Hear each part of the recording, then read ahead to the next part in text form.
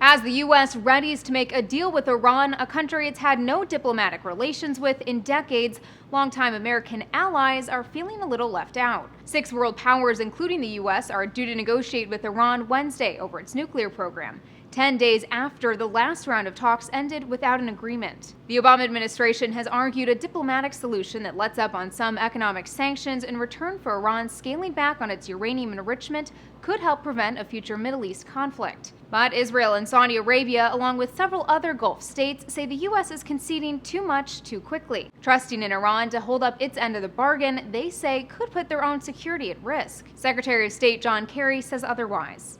We are not blind, and I don't think we're stupid. But Israeli Prime Minister Benjamin Netanyahu isn't buying it. That Iran is, might hit the jackpot here. And it's not good. It's not good for us. It's not good for America. It's not good for the Middle East. Historically, his country hasn't made a lot of friends in the Middle East, but the prospect of an Iranian nuclear deal might have brought Israel together with an old foe. According to Britain's The Sunday Times, Saudi Arabia is working with Israel on details of a contingency plan for an attack on Iran if its nuclear program isn't dismantled. An unnamed source told the paper the Saudis are furious and are willing to give Israel all the help it needs. Another reported fear from the Saudis that the U.S. won't just help rein in Iran, but actually align itself with it. An analyst at the Center for Strategic and International Studies tells Foreign Policy the Saudis don't think the peace deal will bring any peace.